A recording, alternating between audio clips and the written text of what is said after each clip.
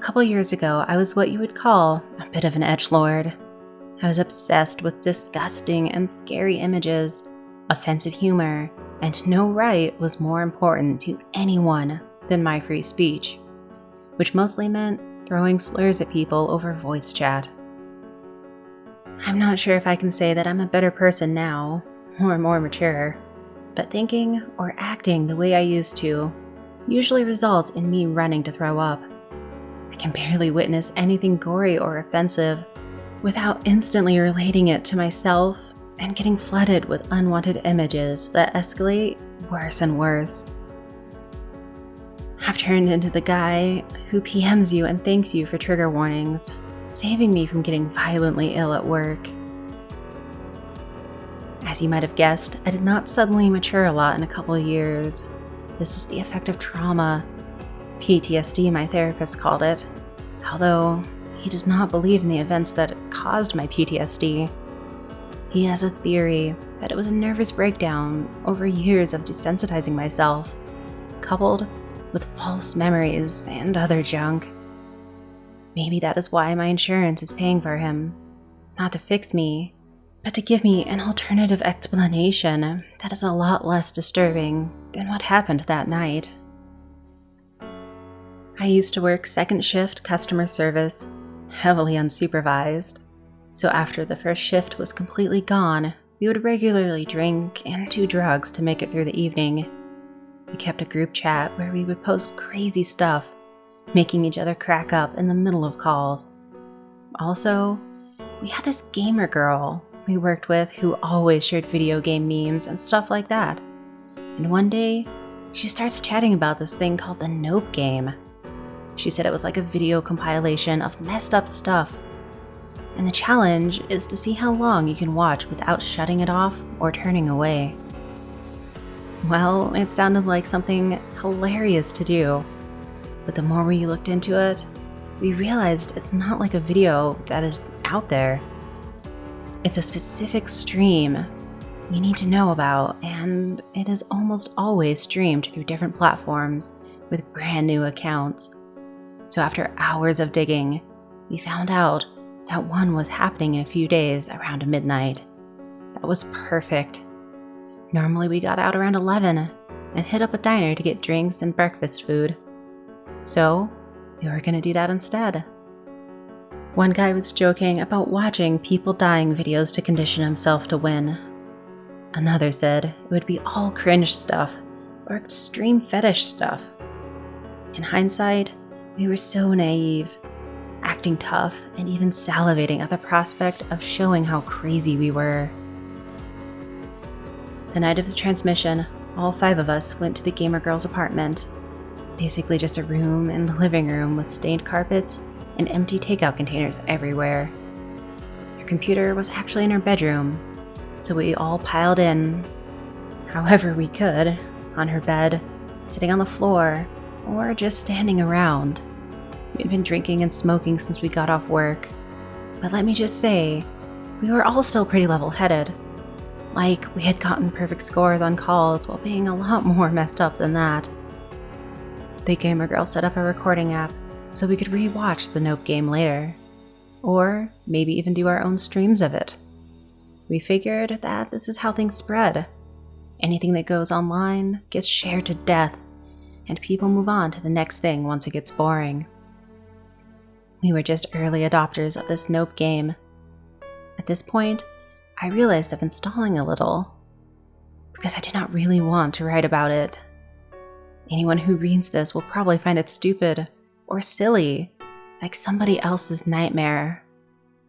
But this was a real nightmare we shared. There was an old-time countdown reel, and then the transmission started. It was just a teenage Asian girl in a hospital gown, sitting on a metal chair in some sort of clinical room that was white and spotless. Literally, as soon as it started, she said, 1, in perfect, unaccented English, making me think this was filmed somewhere in the USA. 2, she said, and then something squirmed in my stomach. 3, and the gamer girl's arm twitched hard, startling all of us. It was like a spasm moved through us like a wave. Despite the booze or pills or weed, I didn't feel numb at all. I felt tense, exposed and raw, transfixed.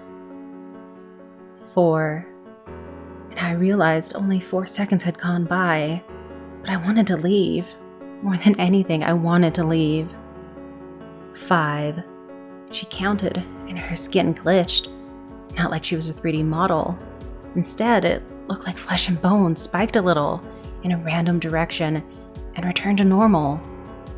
One of the guys yelled, "Nope," and ran out of the room.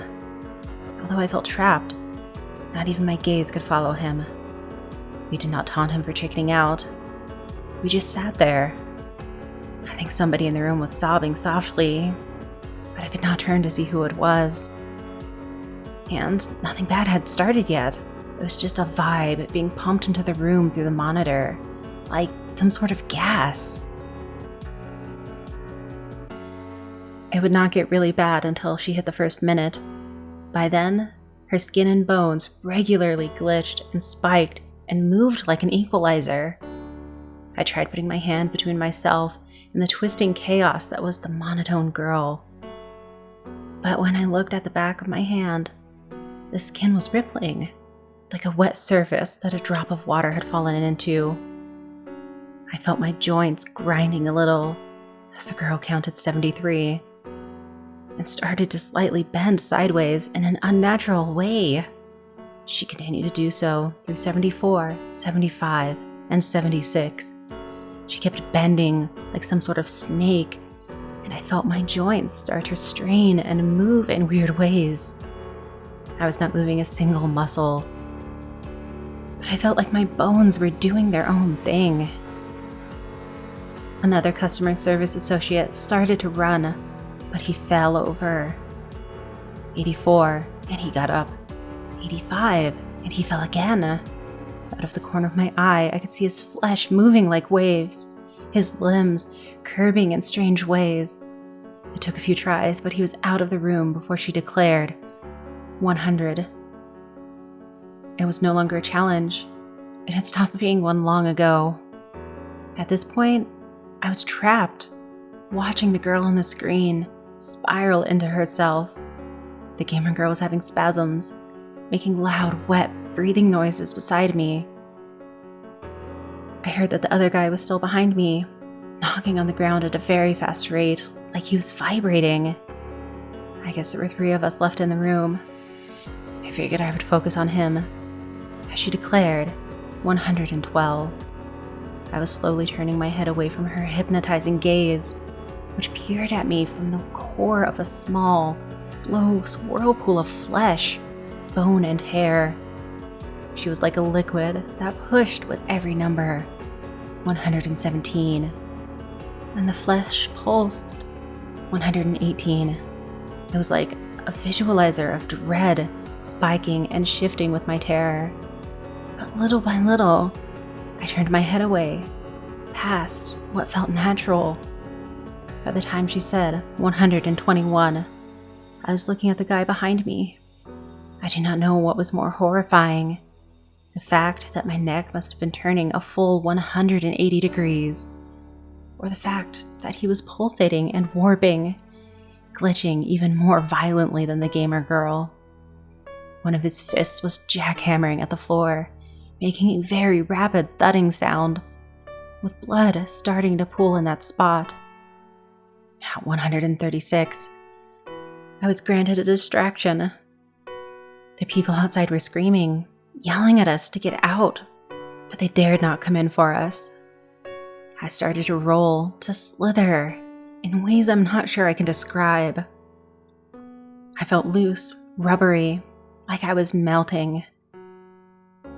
Like some sort of trip or nightmare, except I had never felt more sober. By 149, I made it to the door. Somebody opened it and dragged me out, while screaming, "Look at him! Oh my God! Oh my God!" Once outside of the room, and with the door closed, I could feel the dread still thick in my head, but with a voice muffled, it was starting to subside. It was being replaced by a sort of stiffness and excruciating pain, like I had fallen down 2 flights of stairs to get away from that computer monitor.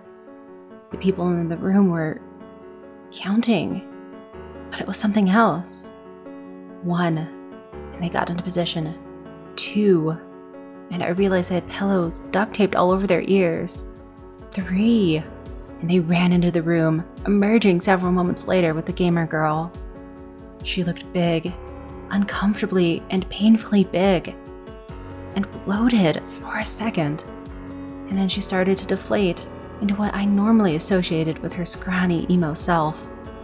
There was a little blood on the corner of her mouth, but she was breathing.